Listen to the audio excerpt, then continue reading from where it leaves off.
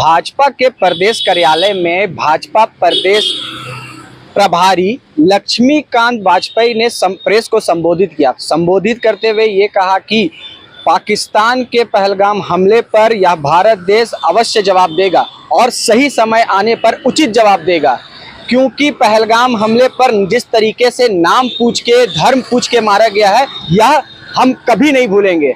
आगे मौके पर क्या कुछ कह रहे हैं, आइए आपको सुनाते हैं। हार्दिक अभिनंदन करता हूं, स्वागत करता हूं। आज का जो मुख्य विषय, जो प्रदर्शन आज पूरे झारखंड में हुआ है, और झारखंड में नहीं, जहां जहां इंडी गठबंधन या उनके समर्थकों की सरकार है, उन सरकारों से मांग करने के लिए हमारे कार्यकर्ता यहाँ पर डीसी के और जगहों पर जिला मजिस्ट्रेट के कार्यालय तक गए हैं। भारत सरकार ने पहलगाम की दुखद घटना के बाद, शायद पहलगाम जैसी घटना इतिहास में पहले कभी नहीं हुई होगी, जाति पूछी, धर्म पूछा, कपड़े उतरवाए, कलमा पढ़वाने की कोशिश की, और इसके बाद पत्नी के सामने पति गिर गया। इससे ज्यादा नृशंसता नहीं हो सकती जो पहलगाम में घटी। उसके विरोध में भारत सरकार तमाम कदम उठा रही है।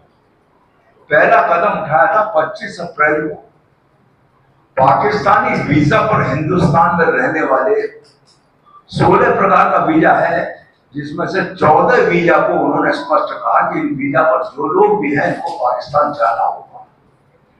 जाने का रास्ता भी एक मार्ग बताया गया था, अटारी बॉर्डर से होकर उनको वापस जाना होगा, जिससे रिकॉर्डेड है।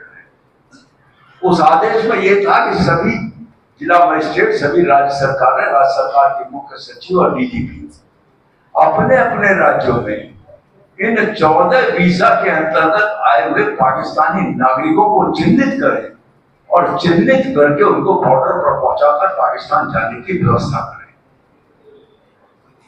लेकिन कुछ राज्य सरकारों ने नहीं किया। इसमें लंबी अवधि का वीजा और विदेश मंत्री का वीजा और राजनयिक और ऑफिशियल वीजा के अलावा सभी वीजाओं को प्रतिबंधित किया गया है, निलंबित किया गया है। अटारी बॉर्डर खुला रहेगा, यह भी स्पष्टीकरण भारत सरकार ने दोबारा किया है। इस पर्पज विशेष से कि जो हिंदुस्तान से पाकिस्तानी नागरिक जाएंगे वहां पाकिस्तान, या कोई पाकिस्तान से हिंदुस्तानी नागरिक हिंदुस्तान आएंगे, इस पर्पज विशेष के लिए अगले आदेश तक अटारी बॉर्डर खुला रहेगा।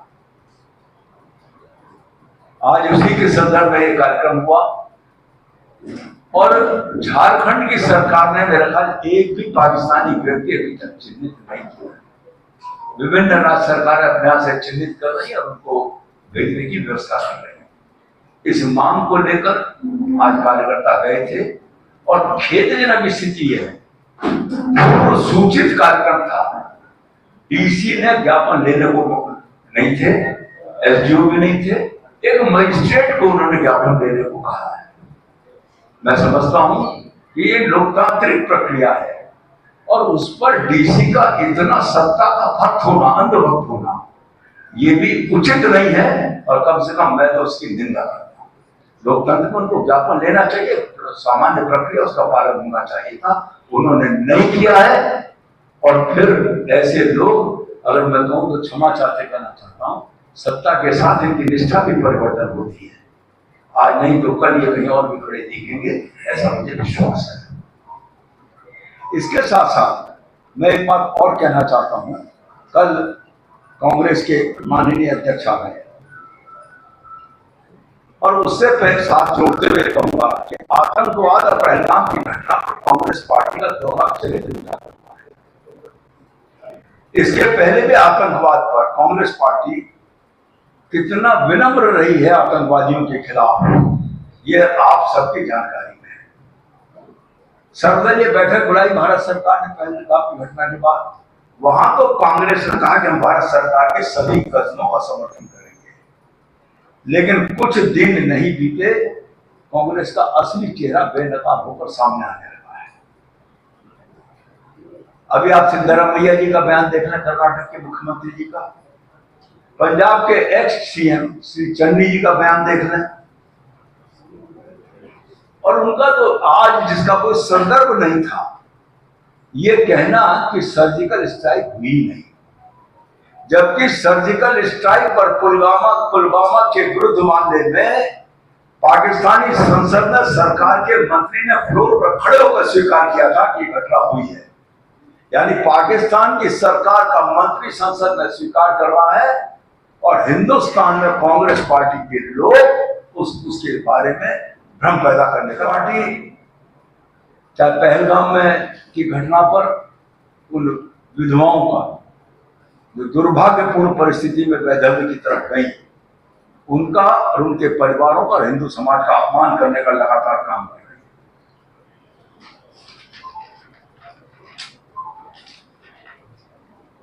कल झारखंड के परिप्रेक्ष्य में एक बात और कहना चाहूंगा। कल माननीय राष्ट्रीय अध्यक्ष कांग्रेस खड़गे जी यहाँ आ रहे हैं और विषय है उनका संविधान। अगर मैं कहूं कि 100 चूहे खाकर दिल्ली हज करने चली, ये चरित्र है कांग्रेस का, कांग्रेस के नेता। वो आज संविधान की बात कर रहे हैं, तो मैं और साथ ही जोड़ना चाहता हूं राहुल गांधी जी ने जो माफी मांगने का काम किया है आज 84 की घटना पर। अरे राहुल गांधी जी 84 की घटना पर नहीं, सन 50 से लेकर आप तक के कांग्रेस के कृत्यों को, भारत माता के विरोध में किए गए कार्यों के लिए तुम्हें माफी मांगनी होगी। देश के विभाजन पर माफी मांगे राहुल गांधी, करोड़ों का जो नरसंहार उस समय हुआ था उन पर माफी मांगे राहुल गांधी, आपातकाल पर माफी मांगनी चाहिए राहुल गांधी को। 370 को बाबा साहब भीमराव अंबेडकर नहीं लगाना चाहते थे, जबरदस्ती लगवाई थी।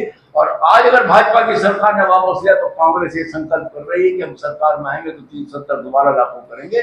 वो सपना तो पूरा नहीं होगा, लेकिन कम से कम देश की जनता से उसके लिए भी माफी मांगनी चाहिए। और बाबा साहब भीमराव अंबेडकर का लगातार अपमान किया।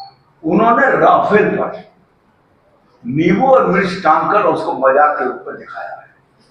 उस राफेल पर, जिसको अभी एक एक्सप्रेस हाईवे पर चलाकर देश की जनता को और भारत की सेना को आश्वस्त करने का काम रक्षा मंत्रालय ने, भारत सरकार ने किया था कि राफेल भी है और भारत की सेना भी है, चिंता करने की जरूरत नहीं है, पाकिस्तान का जवाब उचित समय पर उचित तरीके से दिया जाएगा।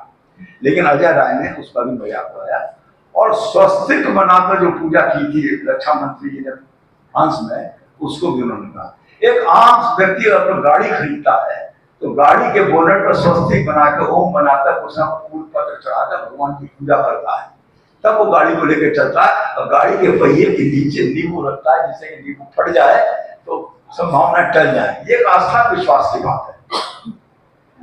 अब राफेल जैसे उच्च कोटि के लड़ाकू विमान को खिलौना बताने का काम जिस व्यक्ति ने किया है, वो व्यक्ति है कांग्रेस का उत्तर प्रदेश का अध्यक्ष। से भारत की जितनी भी सेना की विंग है, चाहे नौसेना हो, चाहे वायुसेना हो, चाहे थल सेना हो, उसके जो ध्येय वाक्य हैं वो भारत के वेद और पुराणों के जो वाक्य हैं वो उनके ध्येय वाक्य के रूप में है। लेकिन आज तो पराकाष्ठा और हुई है कि पहले कांग्रेस ने राम सेतु को काल्पनिक बताया था, अब राहुल गांधी जी ने भगवान राम को काल्पनिक बताकर संसार के करोड़ों राम में आस्था रखने वाले हिंदुओं की भावनाओं के साथ कुठाराघात करने का काम किया है।